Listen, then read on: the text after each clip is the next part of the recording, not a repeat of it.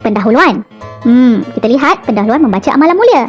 Banyak kebaikan dapat diperolehi. Jom kita lihat bagaimana menulis ayat berdasarkan panduan yang diberikan.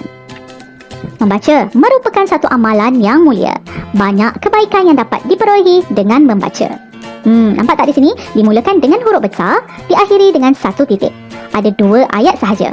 Perenggan pertama, pastikan anda tidak jarakkan. Baiklah, jom kita lihat pula apa isi-isi penting. Nampaknya ada 1, 2, 3, 4. Bermaksud kita ada 4 isi. Anda kena ingat, satu perenggan mewakili satu isi. Isi yang pertama dapat meluaskan pengetahuan, mengetahui perkara-perkara baharu dalam berbagai bidang ilmu. Jom kita lihat bagaimana menulis ayat ini. Membaca dapat meluaskan pengetahuan. Banyak ilmu yang dapat kita peroleh dengan membaca buku, surat khabar atau majalah. Kita juga dapat mengetahui perkara-perkara baharu dalam pelbagai bidang seperti sains, matematik dan sejarah. Membaca buku, surat khabar dan majalah adalah contoh. Di sini perlu anda nyatakan contoh sebagai menyokong isi anda. Seterusnya, jom kita lihat isi yang kedua. Dapat mengetahui perkembangan semasa. Lebih peka, tidak menjadi seperti katak di bawah tempurung. Bagaimana agaknya ayat ini ditulis ya? Selain itu, anda boleh menggunakan penanda wacana bagi memulakan isi yang kedua. Kita dapat mengetahui tentang isu semasa yang berlaku di seluruh dunia. Misalnya, ini adalah contoh. Misalnya masalah kegawatan ekonomi dan pencemaran alam. Kita akan lebih peka terhadap perkembangan semasa dan tidak lagi seperti katak di bawah tempurung. Selitkan juga peribahasa sebagai idea tambahan. Jom kita lihat pula isi yang ketiga.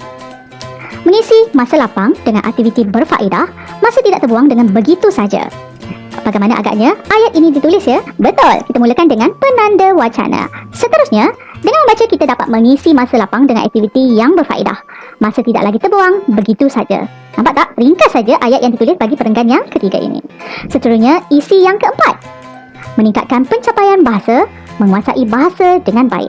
Ini adalah isi yang terakhir bagi perenggan yang terakhir, iaitu perenggan keempat. Kita mulakan dengan penanda wacana. Akhir sekali. Jom kita baca ayat ini. Akhir sekali, membaca juga dapat meningkatkan pencapaian bahasa dalam kalangan murid. Dengan membaca pelbagai bahan bacaan berbahasa Melayu dan Inggeris, murid-murid dapat menguasai bahasa tersebut dengan baik. Nampak tak bagaimana anda menulis ayat berdasarkan maklumat yang diberikan? Seterusnya, selepas 4 isi penting, apa pula ya? Betul tu, kita sampai kepada penutup. Kita lihat penutup ataupun idea bagi penutup. Sikap suka membaca wajar diamalkan.